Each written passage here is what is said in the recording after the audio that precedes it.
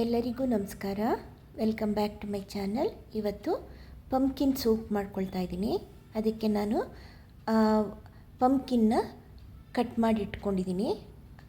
ಸಿಗುಂಬಳಕಾಯಿ, carrot ಒಂದು ತೊಗೊಂಡಿದ್ದೀನಿ. ಆಮೇಲೆ ಈರುಳ್ಳಿ ಒಂದು ಅರ್ಧ ತೊಗೊಂಡಿದ್ದೀನಿ. ನಾನು ಸ್ವಲ್ಪನೇ ಮಾಡ್ಕೊಳ್ತಾ ಇರೋದ್ರಿಂದ ಎಲ್ಲ ಸ್ವಲ್ಪ ಇಟ್ಕೊಂಡಿದ್ದೀನಿ. ಬೆಳ್ಳುಳ್ಳಿ, ಶುಂಠಿ, ಒಂದು 4 ಬೆಳ್ಳುಳ್ಳಿ, ಶುಂಠಿ, ಕೊತ್ತಂಬರಿ ಸೊಪ್ಪು ಇದಿಷ್ಟು ಇಟ್ಕೊಂಡಿದ್ದೀನಿ.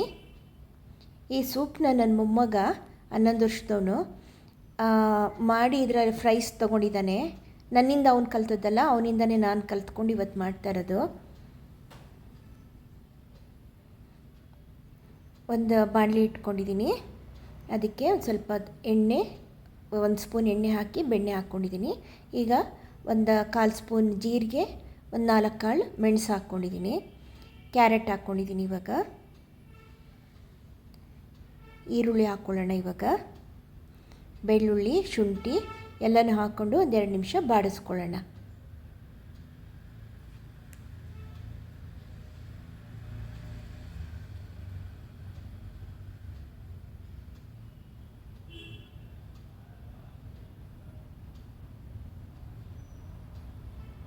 ಒಂದು 2 ನಿಮಿಷ ಆದಮೇಲೆ ಇದಕ್ಕೆ ಕಟ್ ಮಾಡಿ ಇಟ್ಕೊಂಡಿದ್ವಲ್ಲ ಕುಂಬಳಕಾಯಿ, ಅದನ್ನು ಹಾಕ್ಕೊಂಬಿಡೋಣ.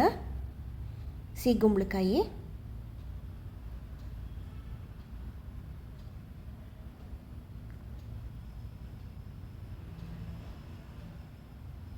ಹಾಕ್ಬಿಟ್ಟು ಚೆನ್ನಾಗಿ ಇವಾಗ ಬಾಡಿಸ್ಕೊಳ್ಳೋಣ. ಎಣ್ಣೆಲೆ 1-2 ನಿಮಿಷ ಬಾಡಿಸ್ಕೊಳ್ಳೋಣ. ಫಸ್ಟು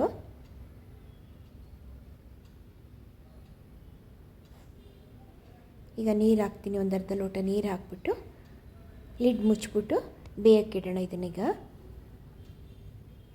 ಚೆನ್ನಾಗಿ ಬೆಂದ್ಕೊಳ್ಳೋ ತನಕನೂ ಒಂದು 5 ನಿಮಿಷ ತೊಗೊಳುತ್ತೆ ಬೇಯೋಕ್ಕೆ. ಅಲ್ಲಿ ತನಕನೂ ಲಿಡ್ ಮುಚ್ಚಿ ಬೇಯಿಸೋಣ. ನೋಡಿ, ಮೆತ್ತಗಾಗಿದೆ. ಇವಾಗ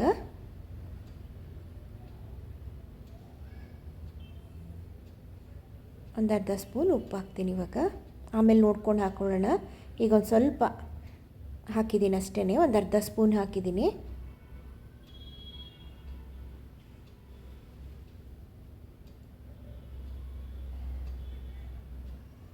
ಇದಾಯ್ತು. ಇದೀಗ ಸ್ಟವ್ ಆಫ್ ಮಾಡಿ ತಟ್ಟೆ ಒಳಗೆ ಇದನ್ನು ಆರಕ್ಕೆ ಬಿಟ್ಕೊಂಡು ನೈಸಾಗಿ ಪೇಸ್ಟ್ ಮಾಡ್ಕೊಂಡು ಬರೋಣ. ಇದನ್ನ ಆರಿದ್ಮೇಲೆ ನೈಸಾಗಿ ಪೇಸ್ಟ್ ಮಾಡ್ಕೊಂಡು ಬರೋಣ. ಇದನ್ನ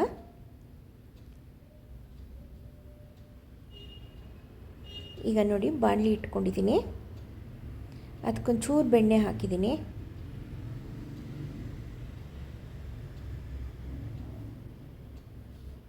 ಒಂದು ಅರ್ಧ ಸ್ಪೂನಷ್ಟು ಬೆಣ್ಣೆ ಹಾಕಿದ್ದೀನಿ. ಈಗ ಪೇಸ್ಟ್ ಮಾಡಿ ಇಟ್ಕೊಂಡು ಬಂದಿದ್ವಲ್ಲ ಪಂಪ್ಕಿನ್ದು, ಅದನ್ನು ಹಾಕಿದ್ದೀನಿ. ಇವಾಗ ಪಂಪ್ಕಿನ್ ಪೇಸ್ಟ್ ಹಾಕಿದ್ದೀನಿ. ಈಗ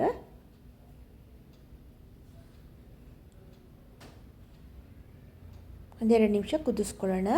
ಇದಕ್ಕೆ ಒಂದು ಸ್ವಲ್ಪ ಮೆಣಸಿನ ಪುಡಿನೂ ಕಡಿಮೆ ಇದೆ, ಅದು ಒಂದು ಸ್ವಲ್ಪ ಹಾಕ್ಕೊಳ್ಳೋಣ.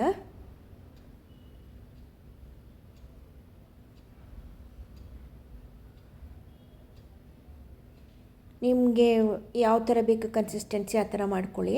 ತುಂಬ ತಿಕ್ಕಾಗಿ ಬೇಕು ಅಂದರೆ ತುಂಬ ನೀರು ಹಾಕ್ಕೊಳ್ಳೋಕೆ ಹೋಗಬೇಡಿ. ಇಲ್ಲ ಸ್ವಲ್ಪ ನೀರಿನಂಗೆ ಇರಲಿ ಅಂದರೆ ಒಂಚೂರು ನೀರು ಹಾಕಿ ಅಡ್ಜಸ್ಟ್ ಮಾಡ್ಕೊಳ್ಳಿ ಇದನ್ನು. ಈಗ ನಾವು ಮಾಡ್ಕೊಂಡಿರೋದು ನೀರಿನಂಗೆ ಮಾಡ್ಕೊಂಡಿದ್ದೀನಿ. ನಾನು ತುಂಬ ಗಟ್ಟಿ ಕುಡಿಯೋಕ್ಕಾಗಲ್ಲ ಅಂಥೇಳಿ. ನಿಮ್ಗೆ ಯಾವ ಥರ ಬೇಕೋ ಆ ಥರ ಇಟ್ಕೊಳ್ಳಿ ಕನ್ಸಿಸ್ಟೆನ್ಸಿನ. ಈಗ ಒಂದು ಸ್ವಲ್ಪ ಮೆಣಸಿನ ಪುಡಿ ಹಾಕಿದ್ದೀನಿ. ಒಂಚೂರು ಚಾಟ್ ಮಸಾಲ ಕೂಡ ಹಾಕೋಣ.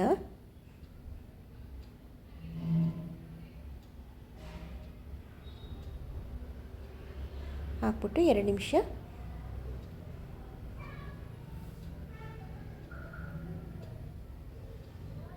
ಕುದಿಸ್ಕೊಂಡು ಸ್ಟವ್ ಆಫ್ ಮಾಡೋಣ. ಇದು ರೆಡಿ ಆಯಿತು.